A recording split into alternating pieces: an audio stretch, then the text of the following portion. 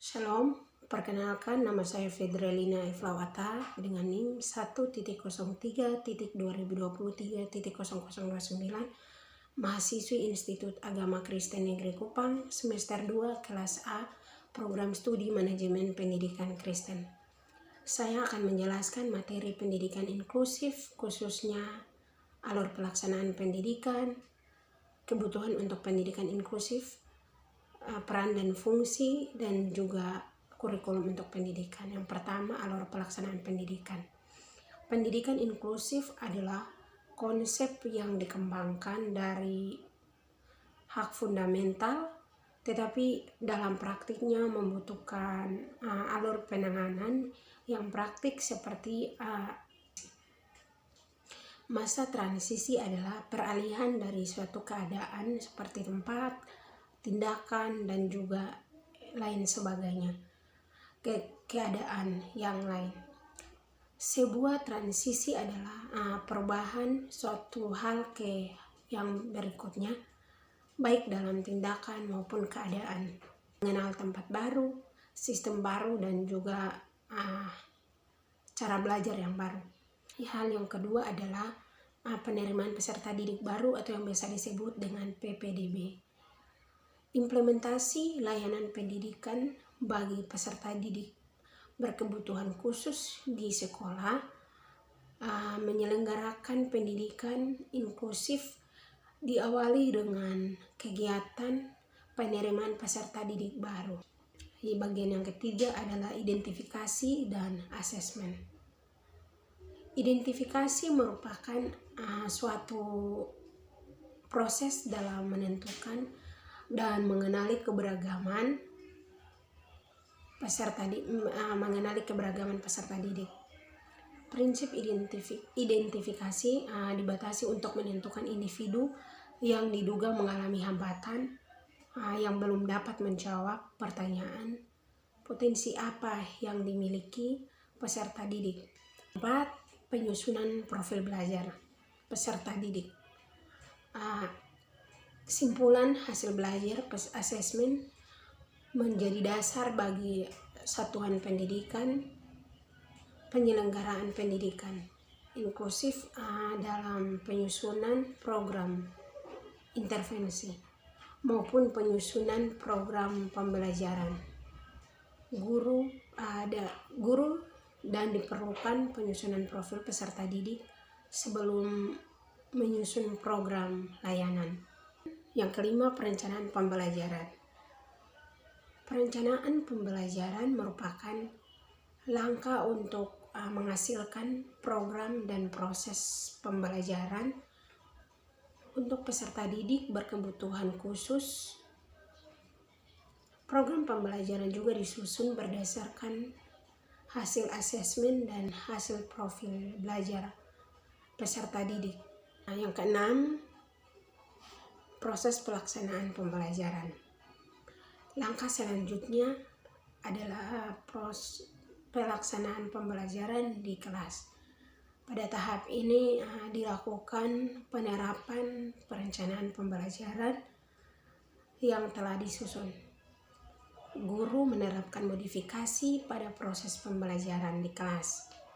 Proses ini berkaitan dengan kegiatan yang harus dilaksanakan oleh peserta didik, guru, dan juga komponen lainnya supaya dapat menguasai kompetensi yang diharapkan dalam pembelajaran.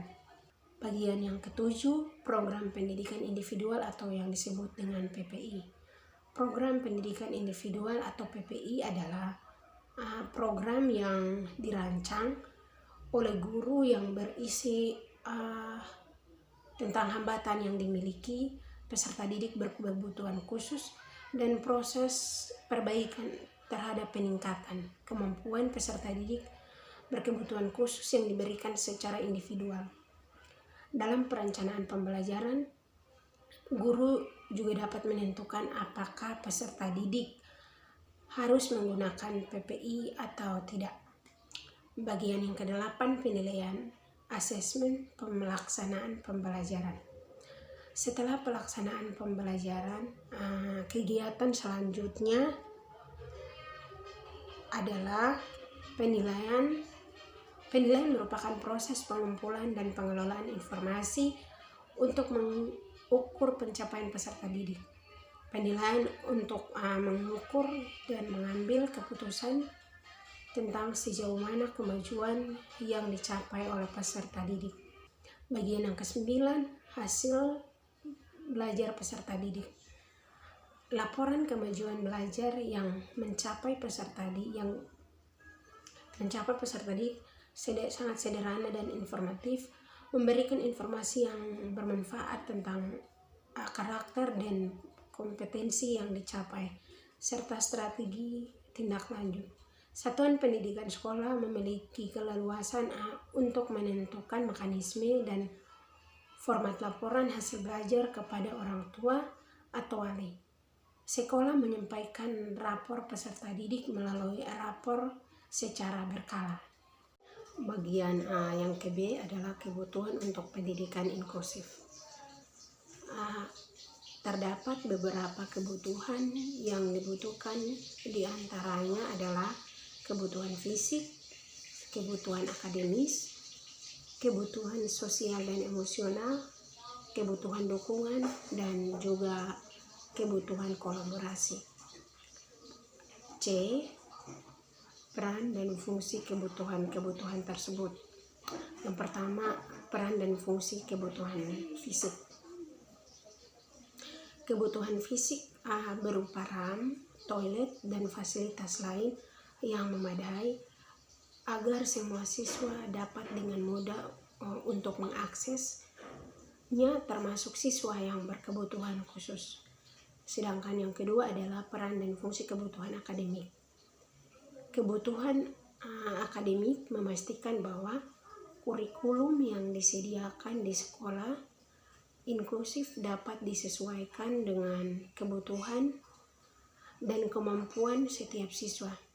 Kurikulum inklusif memungkinkan setiap siswa yang berkebutuhan khusus untuk terlibat dalam pembelajaran yang relevan dan bermakna sesuai dengan kemampuan dan minat mereka. Yang ketiga, peran dan fungsi kebutuhan sosial dan emosional. Kebutuhan sosial dan emosional memastikan bahwa setiap siswa merasa diterima dan dihargai di lingkungan sekolah. Hal ini melibatkan rasa keterlibatan yang positif dan memungkinkan bahwa untuk berpartisipasi secara aktif dalam kegiatan sekolah, merasa bahwa mereka adalah bagian terpenting dari komunitas sekolah tertentu. Yang berikut peran dan fungsi kebutuhan dukungan. Kebutuhan dukungan memastikan bahwa semua siswa berkebutuhan khusus memiliki akses penuh dan kesempatan yang sama untuk berpartisipasi dalam kegiatan pembelajaran di sekolah. Kebutuhan dukungan juga memungkinkan guru dan menyesuaikan pembelajaran dengan kebutuhan individu siswa dengan kebutuhan khusus. Yang kelima, peran dan fungsi kebutuhan kolaborasi. Kebutuhan kolaborasi memungkinkan untuk merencanakan dan menyesuaikan strategi pendukung yang efektif untuk siswa yang berkebutuhan khusus. Dalam kolaborasi ini, semua siswa dapat berkontribusi dalam merancang perencanaan pembelajaran individual yang memenuhi kebutuhan dan minat siswa. Dalam memenuhi kebutuhan kolaborasi dalam pendidikan inklusif, semua pihak yang terlibat dapat bekerja sama untuk mendukung siswa dengan berkebutuhan khusus secara holistik. Hal ini memastikan bahwa siswa dapat mendapat dukungan yang komprehensif dan koordinasi sehingga dapat belajar dan berkembang dengan optimal di lingkungan sekolah yang inklusif. D. Kurikulum pendidikan inklusif. Kurikulum pendidikan inklusif adalah suatu rencana yang dirancang untuk memenuhi kebutuhan dan memfasilitasi partisipasi semua siswa, termasuk siswa yang berkebutuhan khusus.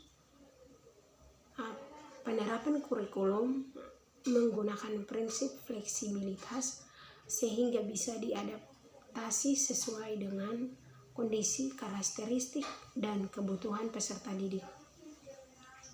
Dalam proses adaptasi kurikulum satuan pendidikan harus adanya fleksibel dan inovatif, memastikan perkembangan kebijakan sekolah inklusif, dan juga membuat penyesuaian kurikulum, membuat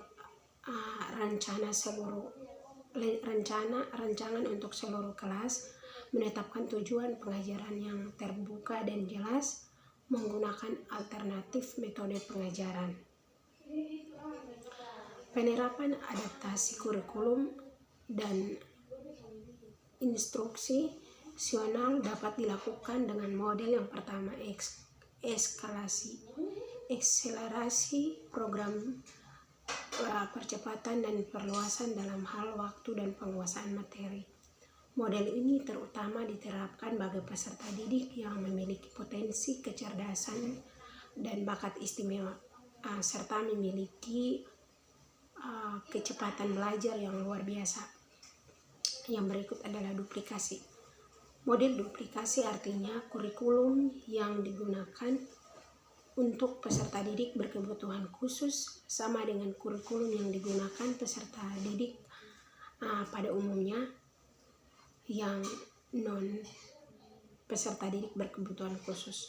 Mungkin hambatan yang mengalami tidak terlalu berat sehingga masih dapat mengikuti kurikulum yang berlaku di satuan pendidikan tersebut.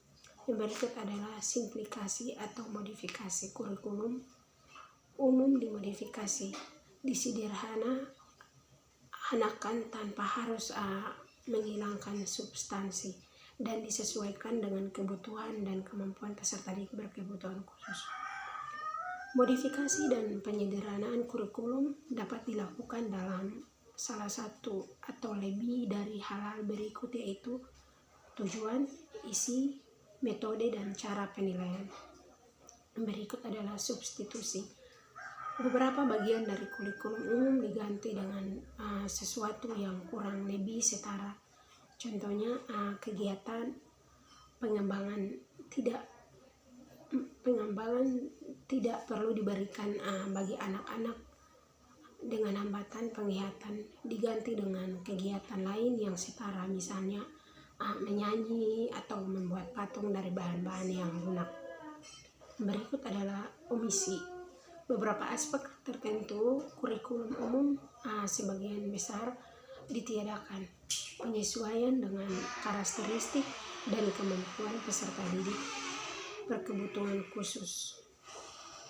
Mereka dapat dibuatkan kurikulum khusus yang bersifat individual berdasarkan hasil identifikasi dan asesmen.